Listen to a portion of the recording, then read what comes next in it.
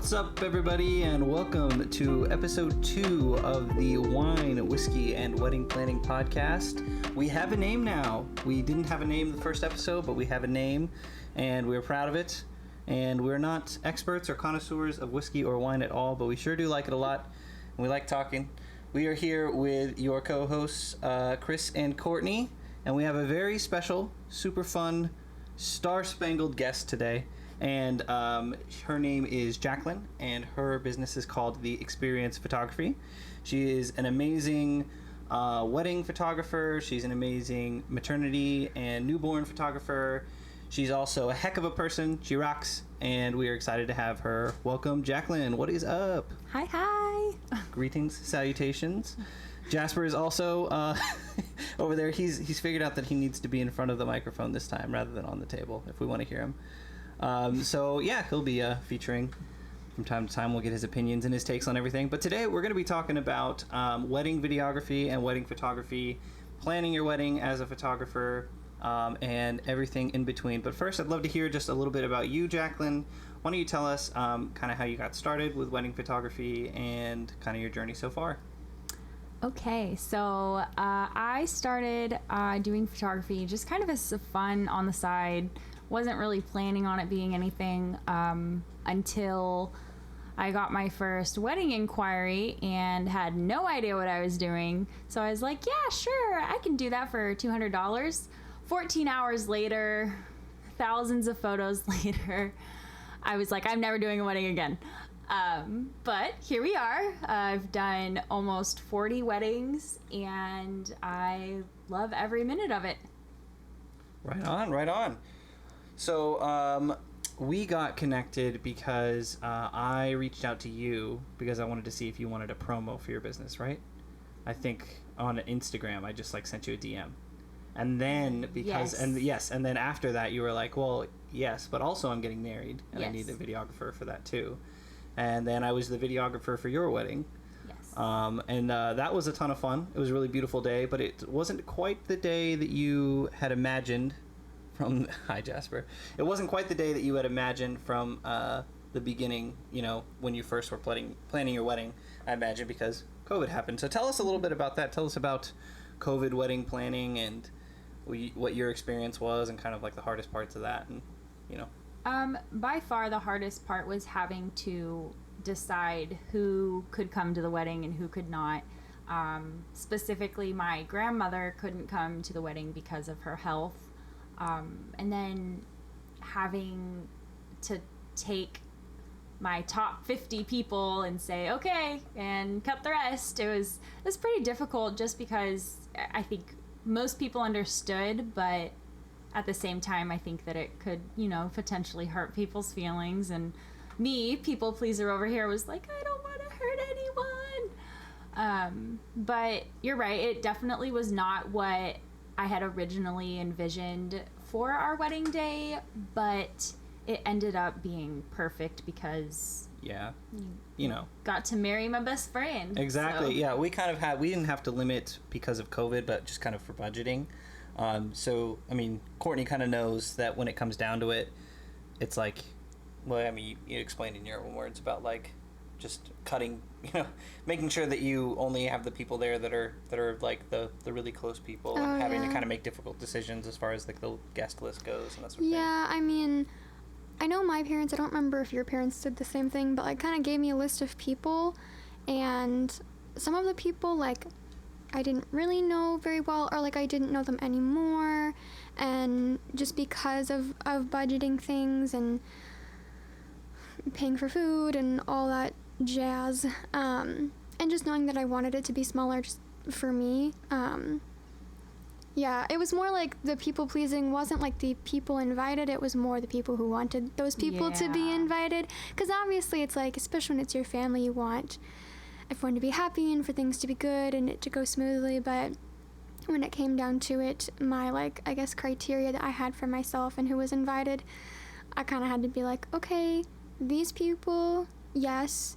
These people, I don't know why I'm having them there, because ultimately, like, I believe that when you're coming to a wedding, it says something, and when you're inviting someone, it says something, because those are people that you believe are going to continue walking with you in this journey of marriage, and, like, they are gonna, like, you know, be there for you and, like, remind you when you need reminding of, like, the love that you have or the vows that you made and all the things. And so I didn't want people who already weren't in my life anymore to come to this thing just because I had known them when I was, like, 5. Yeah, I definitely had a lot of that too. Having parents that are separated, they both had their own lists. And having COVID as an excuse, oh, well, we had to cut back because of COVID. Oh, there you go. Convenience. So for some, but it was definitely, when it came down to, like, the last 15 people, it was like, oh my gosh, who over who? That type of thing, which it was never an over who, but it was like, who gets to go. Exactly. Right. Yeah, totally. So as far as wedding planning as a photographer, and kind of, you know, how that affects the decisions you make and your perspective on what your vision for the wedding day is, kind of tell us about that. So that's funny that you asked that, because I can't tell you how many times I get the joke, oh, you're a photographer, how are you going to photograph your own wedding? It's hilarious. Oh, no. That was actually the thing that we booked first. We didn't even have a date. I told, really? I was so particular, and for me, it's definitely more about personality than anything. Like, if I can't click with you, I'm not gonna know. Totally. So we booked her right away, and after that, I knew everything I did not want because of the weddings I had been to, and I knew things that I wanted to implicate from other weddings and put into our own. I knew I did not want a backyard wedding, but nothing's wrong with backyard weddings, but, like, that was something that I was like, I didn't want that. I wanted it to be somewhere else that, you know, I can think of and have it be just that special thing, not like, oh, it was mom's backyard, like, that makes sense. I totally know what you mean. And then I just wanted it to be a fun day, and I knew what worked and what didn't work, and I knew that a schedule was the most important thing, because how many weddings I've gone to where they're like, we're just gonna wing it. I'm like, I know. Don't wing it. Yeah, your wedding day was impressive, like, as far as how, like, scheduled it goes. Usually every wedding I go to, I kind of always make the same jokes, and I'm always making a joke of, like, we'll run 2 hours behind, and, you know, they always kind of laugh because they go, okay, we'll probably run 20 minutes behind or something like that. But, you know, when I joke and say, like, 2 hours behind, then it kind of takes the, oh, at least it's not that bad. But you were like, we will not run a second behind. I walked 4 minutes after I was supposed to walk. It was, that's got to be a record. I don't think I've ever been that close to on time. I've never had a wedding. No, it's wild. It's like so that. funny. It's like, I feel like they should have 2 timelines, like the timeline that most people see, and then the timeline that actually happens, real timeline that only the vendors see. Yeah. Yeah, I think that I walked like 30 minutes after I was supposed to. It's funny that you say the 2 timelines. I had a wedding where I came up with a timeline. It was perfect, because I do timeline assistance for all of my couples. Because I think it's so important. Yeah. And I had this beautiful timeline. It was perfect, down to 5-minute increments. Like, I had this timeline. It was perfect. And this person, I'm just going to call her Aunt Sally, was running the show. So, you know, I show her my timeline, and she's just like, that's not right. Oh, man. I just spent like 5 hours on this timeline, and we just went on a whole different timeline. So I had no idea what was going on. Oh, my It was gosh. great. Good old Aunt Sally. She was great. She was so sweet, but... You know, there's always one. There's always one. They mean well. Okay, great. Well, tell us a little bit about, you know, during the wedding, kind of what were your thoughts, and what were your, you know, things that you were like, oh, I hope this is going right, or kind of what was your headspace during, like, the whole day? You know, kind of what was the mentality? I was very surprised with myself, because I was the most lax I've ever been. I'm very, like, OCD and need to know what's going on and controlling over things that are not in my control. But for some reason, I just woke up that day and felt so relaxed, knowing that I had hired the right people that were going to take care of me and make our day perfect. So I had no stress. I mean, it's all about the vendors that you that you have on your day. Yeah. Totally. And the people that you choose to stand beside you. If you have someone, you know, poop bridesmaid, you don't know. It's not going to work. Yeah, absolutely. That seems to be a theme. We talked about it on the first episode, and we've been doing a YouTube video that you will be a part of, where we were talking about what people like regret and everything about their wedding day, or what they would do different, what they liked. And a big thing has just been choose the right people, and like make sure that you have the right people on your team of like people that you hired, and then also just your team of people that you are there as your guests and as your wedding party and everything. So yeah, it really does come down to the people. So as far as the specifics of wedding planning from a photographer's perspective, I'd love to touch on specific photography and videography related decisions you made. So one thing is like lighting and timing.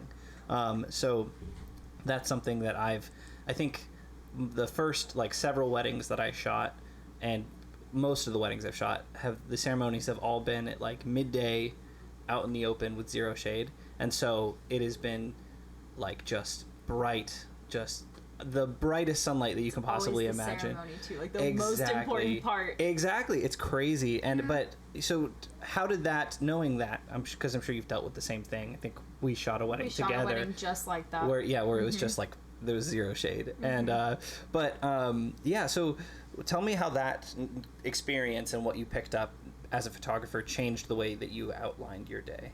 So I did not want my guests to be in the sun. That was very important to me because I hate being smack, in the middle of the day where it's hot. Like, we got very lucky because ours was the beautiful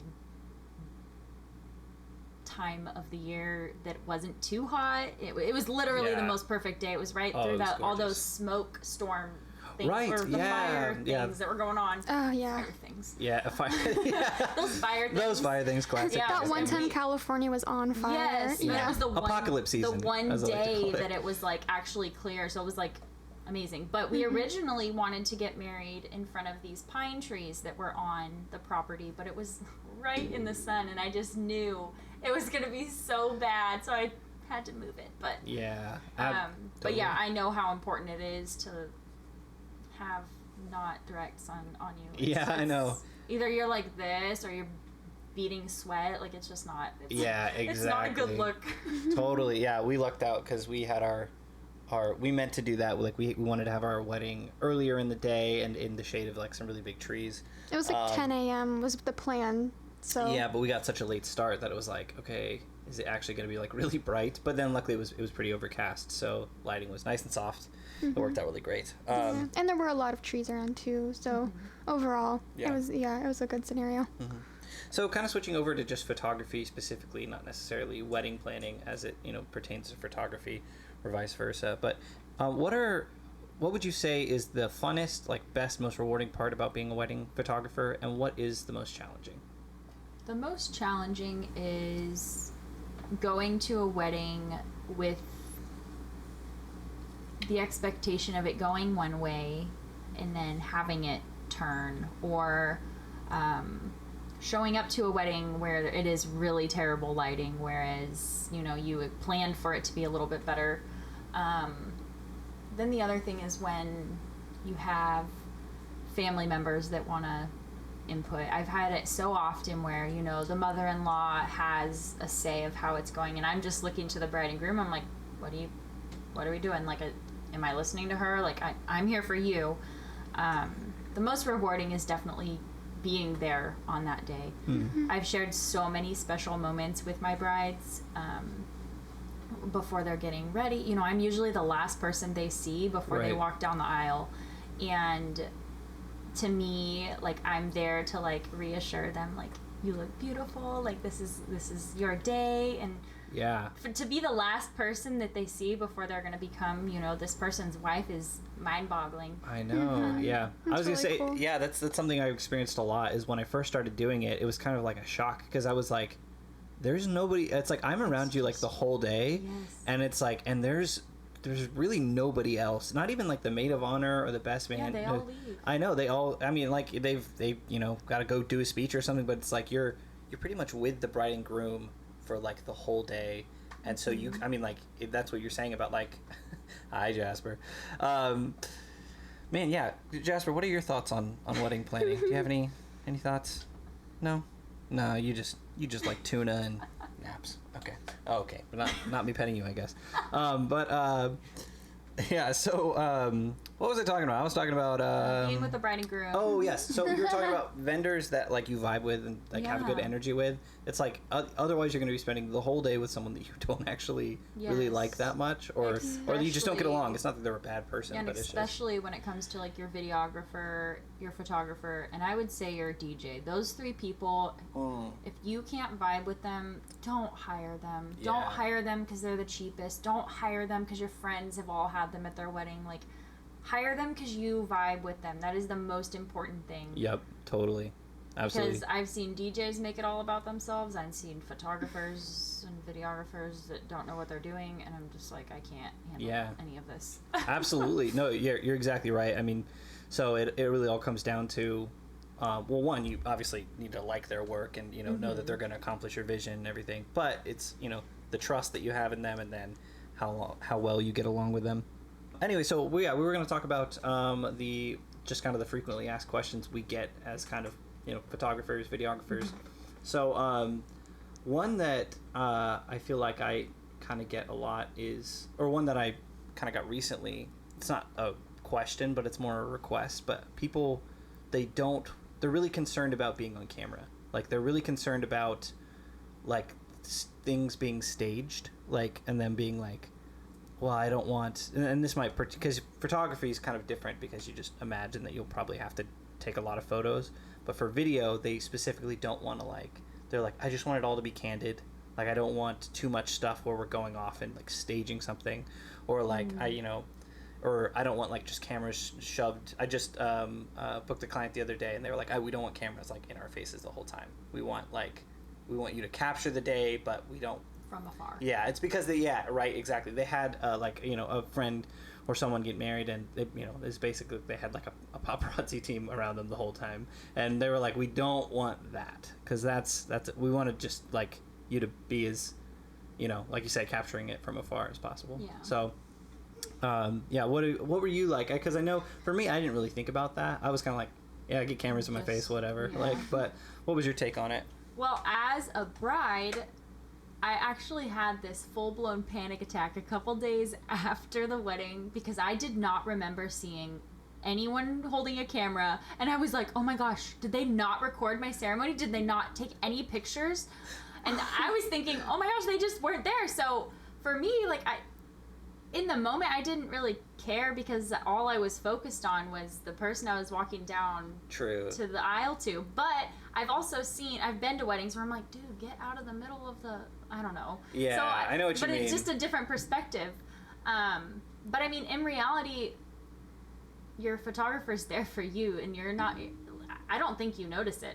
I mean, maybe it's just because I didn't notice it, but I still try to be pretty, like, self-aware and be like, okay, don't stand in front of people and try to get a shot from a different angle so that I'm not like blocking everybody. I try to be pretty like not up in your face. Right, exactly.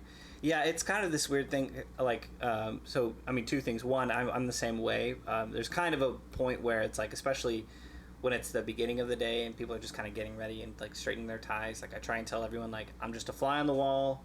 Ignore me, like don't pay attention to me at all. But then, typically with the guys, they're a little bit more like kind of camera shy, and they'll look over and be like, why are you recording me? I'm like, I've been struggling to put on this tie for the last 20 minutes and I don't want any of this on camera.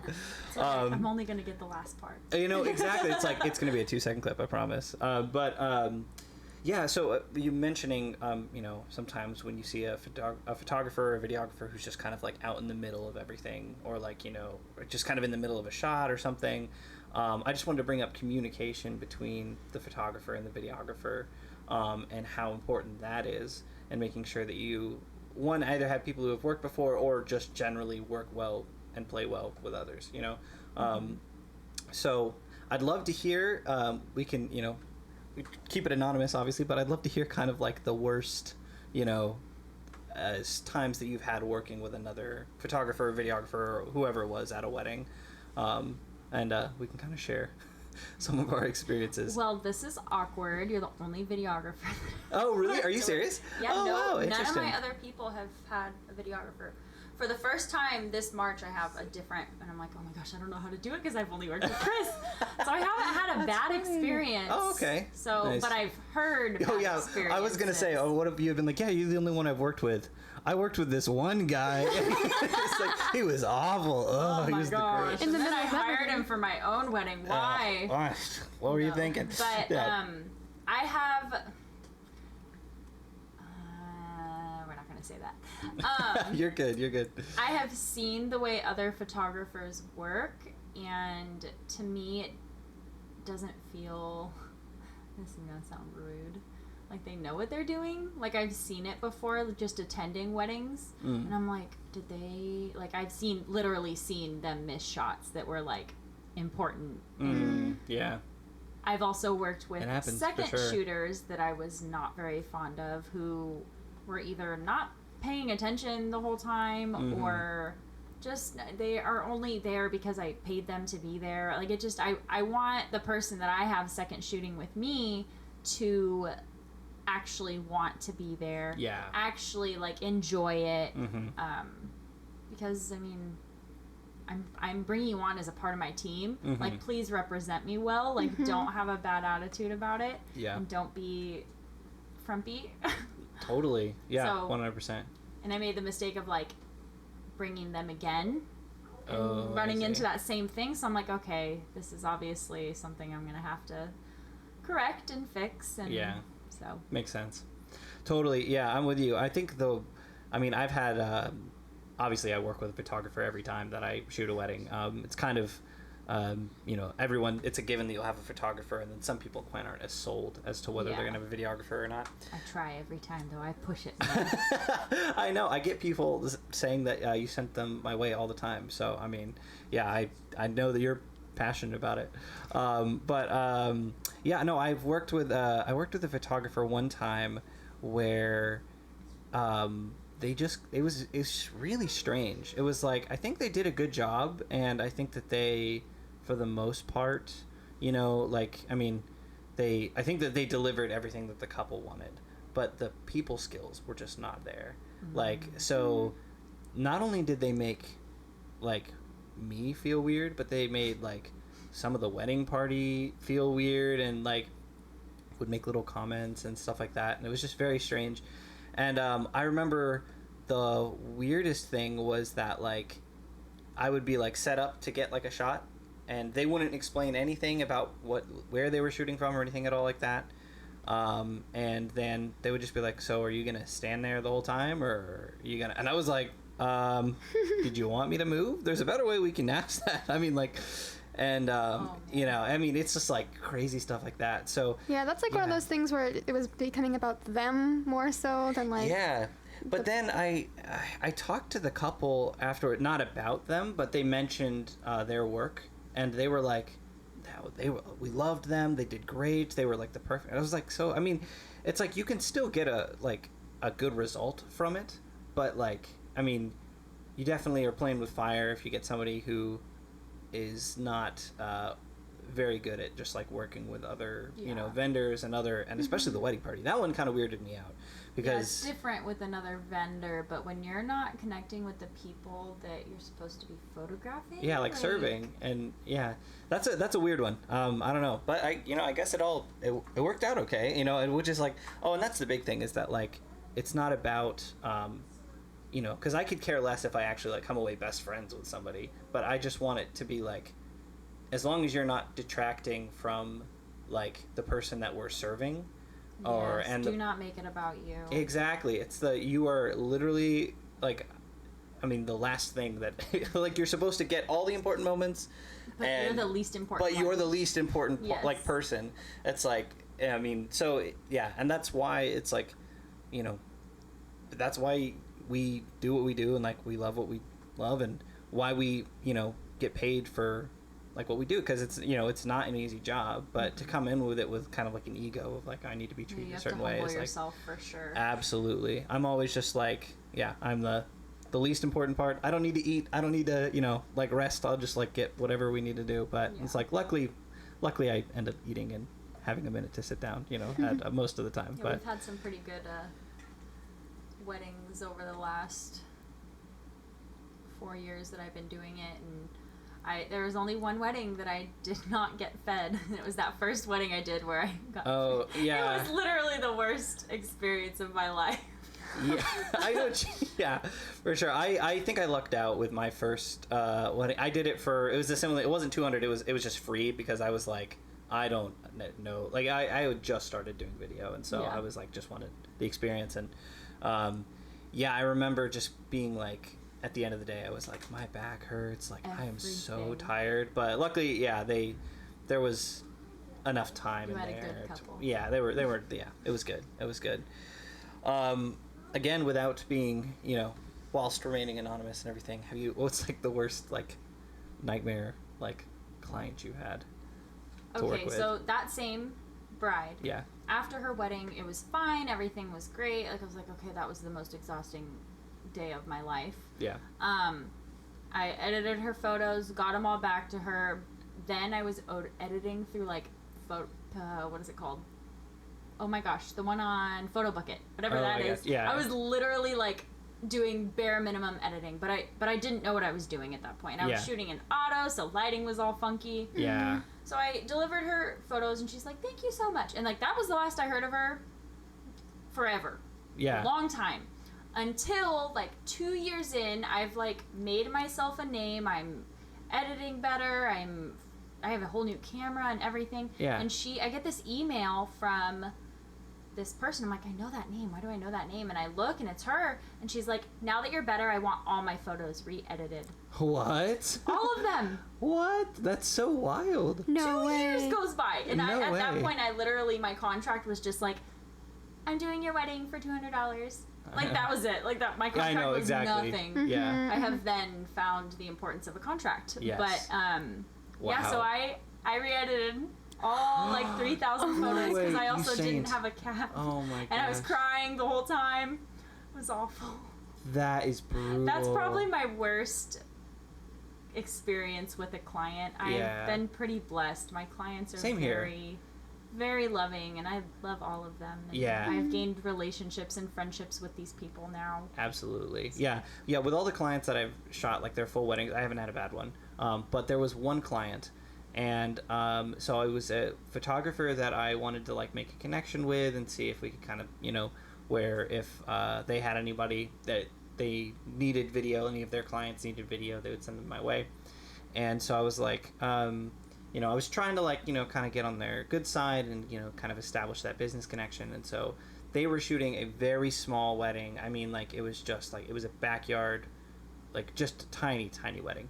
And they were like, oh, we're literally just going to be there for like 2 hours and then we're done. So it's like very small. It's like, okay, I will come there, and I'm not going to make a highlight video that's like super fancy or anything. I'm literally just going to set up 2 cameras on tripods. I'm going to put some mics on you, and we'll get the, just like the best footage that we can, with what we got, and I'll deliver it. It won't be cinematic. I was like, it's going to look like a home movie. And I was like, I told the bride that, I told the photographer that, and the lighting was, it was the worst lighting I have ever had, ever. It was horrendous. It was like the middle of the day. I ended up being there for like 3 hours because they were an hour behind. And then, but I got everything. We had all the footage. I had told them that I don't have a second shooter, so I can't like be all over the place. I just got my 2 cameras on tripods. And then when I finally sent them their wedding, and I think it was like because I was trying to make that business connection, and because I was trying to do something nice for the bride, because I knew that they were just like, that they didn't have a lot of money to work with. I was like, I will do this for, it was the same thing, $200. And then I sent them the footage, and they ended up just kind of like piece by piece going through every element that they hated about it, and they were like, so this was just like $200 wasted. I was like, nice, cool, well, sweet. I am like, paid someone more. I know, exactly. It's like, you could have paid me more. I would have had a second shooter. I would have had like, we would have had time to go get more stuff and everything. Yeah. But that's the kind of client where that even if they had spent $2,000 and you gave them, even if they had spent $200 and you gave them a 1 hour wedding film, they're still going to complain. Exactly. Yeah. So that was definitely my worst. That was pretty bad. I remember just being like, why do I do this? Like, why? I was like, it makes you just kind of like, why, what is the point? But then, I started talking with Courtney and talking with, my brother, who's just a really great friend of mine. He was, they were just kind of like, I mean, you just kind of learn from this, and like take it as learning experience. Exactly. And that's exactly what it is. It's like I've learned that just to not get involved in scenarios like that. You can tell pretty quick, just based on that first initial inquiry. Yeah. Absolutely. When someone says we're on a budget, you just read very carefully what they mean by that, because there's a difference between someone who's on a budget and someone who's cheap. Yeah, I've learned that. Totally. So. Yeah, because it's like, if someone's like on a budget, that's one thing. That means like, okay, that means that we kind of gotta, nip and tuck here and there. Yeah. But it's like, if somebody who's like, I don't think you're worth it. It's like, well, then don't hire me, because I don't want you to waste your money. If you don't care about it, don't think that I'm the right person for you. Exactly. Yeah. So that's my general theme, is that prices tends to be the first thing that we worry about, and I totally understand that, because it's like weddings add up so fast, cost wise. But when it comes to I think, like you said, like some of the really most important vendors, like photographer or videographer, if you really care about those things and value them, then price is not actually the first thing that you should be caring about at all. And then there is a point where it's just not doable for you, and I totally understand that. But as much as possible, you want to find just whoever is perfect for you, and then price comes after the fact.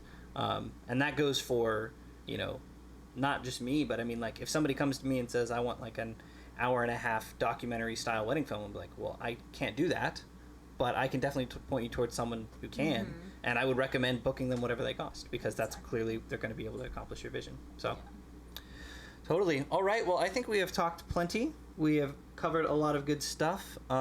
Please go follow Jacquelyn on Instagram, The Experience Photography, right? Is that it's just the Experience Photography? Yep. Plain and simple. Yep. She rocks. Book her. And for your wedding needs, for your maternity session, for your newborn session, she rocks. She's super fun to be around. You'll love her. We love her. And thank you so much for being a guest on the podcast. Thank you for having me. It was awesome. Absolutely. Well, this has been episode 2 of the Wine, Whiskey, and Wedding Planning Podcast. Courtney, any last notes? Good stuff, guys. Good stuff, guys. I know, I feel like we talked a bunch and didn't get you in there a bunch. I'm sorry. All right, cool, nice. She was like, I don't know, I just like being here. Yeah. Doesn't mean I need to like pretty face give a send off. I know, exactly. That's it's what like it is. I always say she brings my property value up. There you go. Yeah, exactly. All right. Well, we will see you next Thursday, and hope you have a good week. Bye, guys.